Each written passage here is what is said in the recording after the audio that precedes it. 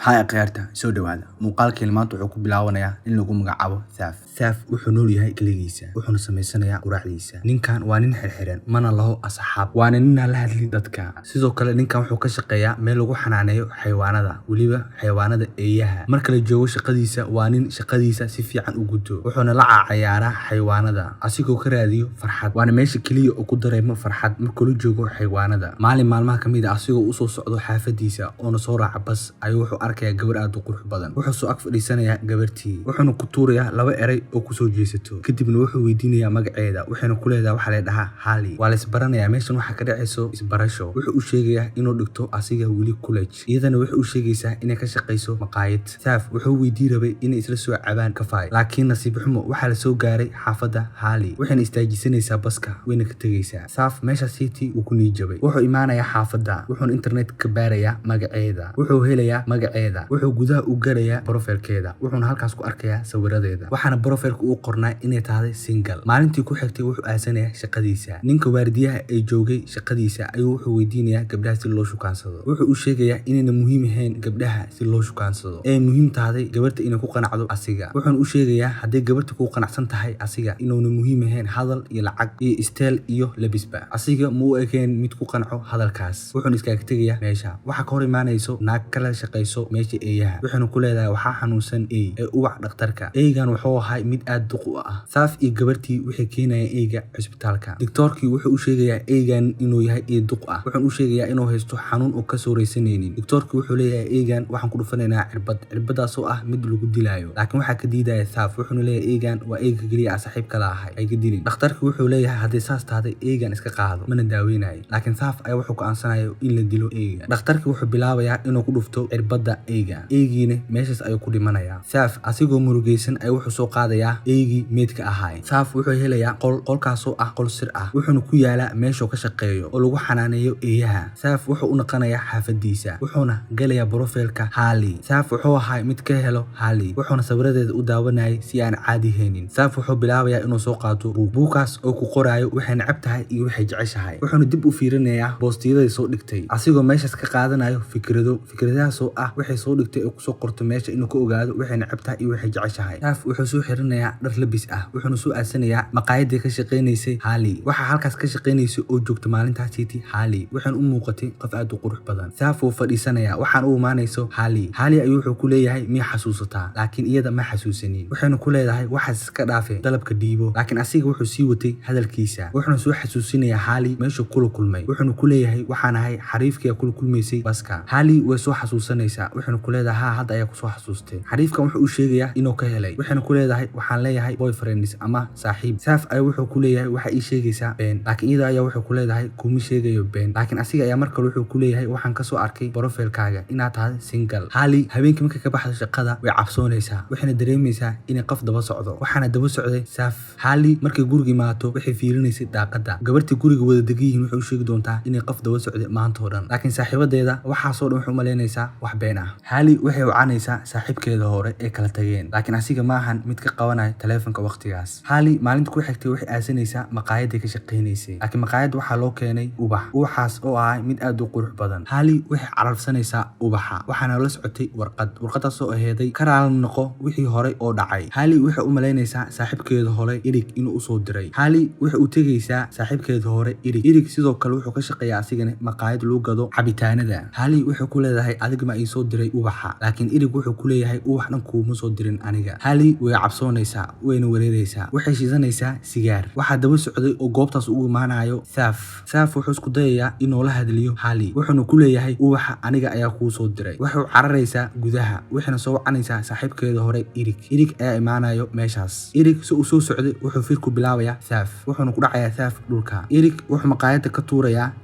Saaf waxa ka socday dhiig wuxuuna arkayaa buug ka dhacay Hali wuxuu soo qaadanayaa buugaas wuxuuna la imaanayaa xaafada wuxuu bilaabayaa buugaas inuu aqriyo buugaasna wuxuu ahay buug xasuus qor ah ee leedahay Hali kadib wuxuu bilaabayaa inuu aasto shaqadiisa wuxuuna galayaa qolkii qarsoodida ahay wuxuu bilaabayaa inuu sameysto meel lagu xiro dadka sidoo kale wuxuu aasanayaa goobta ay yaalaan daawooyinka xayawaanada wuxuu aasanayaa xaafada wuxuuna fiirinayaa daawada inay shaqeynaysay in kale wuxuu isku dhufanayaa hal cirbad wuxuuna ku suuxayaa meeshaas Saaf wuxuu diyaarinayaa shabaq shabaqaasoo ah mid lagu xiri karo hal qof. Waa hagaag waxaan arkaynaa Haley oo kasoo rawaxday shaqadeeda waxaan u socotay xaafadeeda waxaana daba socday Saaf wuxuu ugu soo galayaa guriga wuxuuna ku dhufanayaa cirbadii lagu suuxayay. Saaf wuxuu ku soo ruusanayaa kartoon wuxuuna u soo qaadanayaa meesha eeyaha lagu xanaaneeyo. Markuu kartoonka gudaha u sii gelinayay waxa arkayo waardiyihii joogay albaabka wuxuuna ku leeyahay maxaa wadaa, laakiin Saaf wuxuu iska dhigayaa ay cusub inuu wado wuuna fasaxayaa waardiyaha. Haley waxay ka soo kacaysaa cirbada markay soo kacdo waxay arkaysaa inay xirxiran tahay oo ku xiran tahay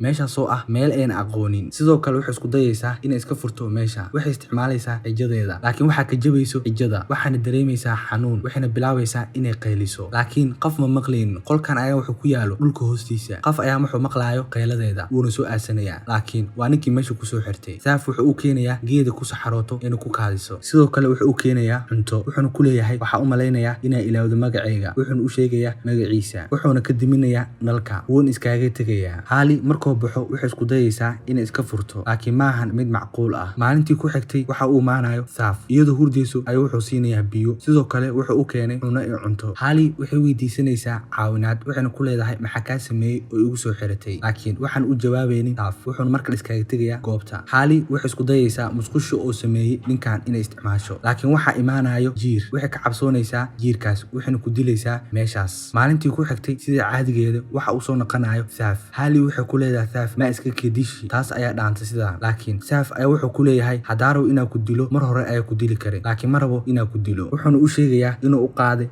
jaceylkaasoo ah mid xad dhaaf ah wuxuuna ku leeyahay ma rabo inaa iga dheeraati waxaa rabaa inaa meeshan kugu jirti waqti walbo. Asigoo kasoo baxayo qolka ayaa wuxuu weydiinayo waardiyihii meesha joogay wuxuu ka qabanayo qolkan. Saaf wuxuu u sheegayaa mamarsiyo wuxuuna ku leeyahay ka wareeg horteeda wuuna iska baxayaa. Saaf maalintii ku xigtay wuxuu u imaanayaa Haley si uu u ogaado xaaladeeda sidee tahday wuxuuna maanta hore u soo qaatay buugeeda xasuus qorka ah wuxuu gidgidinayaa buuga wuxuuna ku leeyahay buugan dhan waa soo aqristay wuxuuna ka weydiinayaa su'aalo buugaas wuxuu u sheegayaa si mental ahaan inuu xanuunsan yahay wuxuuna rabay inuu ka cabsiyo Haley wuxuuna ku leeyahay waxaan diyaarinayaa qorshihii aan ku dili lahaa adigu ku dhimanaysi gaari shir ah wuxuuna leeyahay waxaan diyaarinayaa warqado been ah warqadahaasii aan u geenayo booliiska taasna waxay iga badbaadinaysaa inaanan naqanin dembile. Haley ayaa waxay u sheegayso tookadeeda wax ku saabsan waxayna leedahay aniga waxaan ahay dilaay weyn waxaana soo dilay dad aad u fara badan qaarkoodna nimanka waan gubaa qaarkoodna waan dilaa. Waxay u sheegaysaa inayna ahayn qof aan caadi ahaynin waxayna ku leedahay u cabso naftaada waxay leedahay waxaan ahay dilaayga dhabta ah waxaana ku hortaagan dilaayga dhabta ah. Saaf wuxuu ka yaabayaa qoftan waxay sheegayso wuxuuna iskaaga tegayaa meesha sida caadadaheeda wuxuu ku soo noqonayaa goobtii ugu jirtay gabartii lagu magacaabayay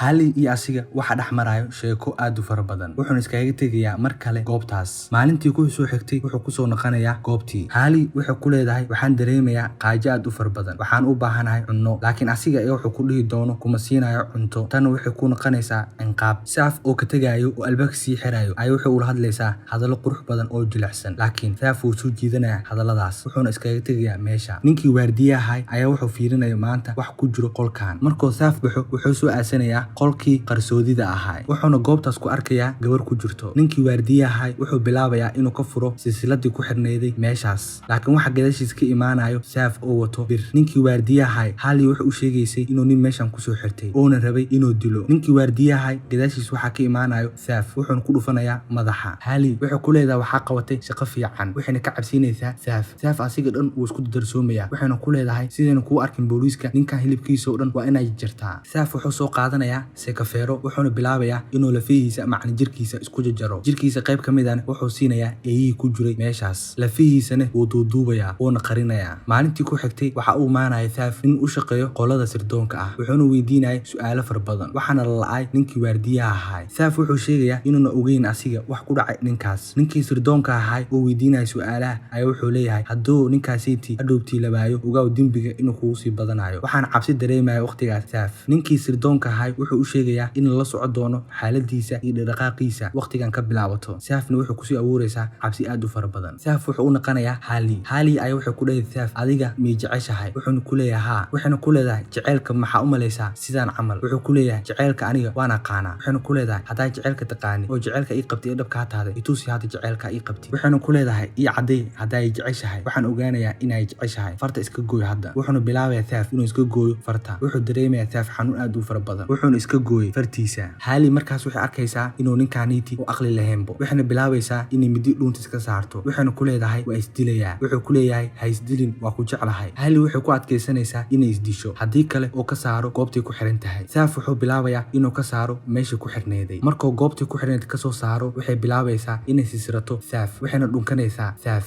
Saaf wuxuu u aaminayaa run wuxuuna u malaynayaa inay ka aqbashay jaceylkiisa laakiin waxay hore u soo qaadatay midida oo iskaaga jarayay fartiisa waxayna ka gelinaysaa caloosha. Markuu dhulku ku dhacayna waxay iskaaga cararaysaa meesha waxayna ku xiraysaa qolkii qarsoodida ahaa. waxaan arkaynaa bil ka bacdi waxayna joogtay Hali gurigeeda waxaana la joogay saaxiibkeeda Eric. Hali wuxuu ku jirtay kushiinka waxayna diyaarinaysay cunto laakiin waxaa soo gaaray fariin message ah oo ah fariin jacayl. fariintaasna waxa uu soo qoray Saaf laakiin iyada kalkan kama cabsoonayso waxayna aasinaysaa qolkii uu ku soo xirtay bil ka hor. markay gudaha u gasho waxaan arkaynaa nin aad u wasaq badan oo ka go'an farta sidoo kale wejigiisa wuxuu ahaa mid laga cabsoonayo. Hali Saaf wuxuu ku leeyahay si kasta ii xiro laakiin ha iga tegin marnaba. filimkeena maanta wuxuu ku dhamaanayaa halkaas. hadduu muuqaalkan ku cajibiyo like hadduuna ku cajibin muuqaalka dislike. aad iyo aad ayaa u mahadsan tahay. haddaa channelka cusub taane ha ilaabin inaad saartid subscribe. wasalaamu calaykum waraxmatullaahi wabarakaatu.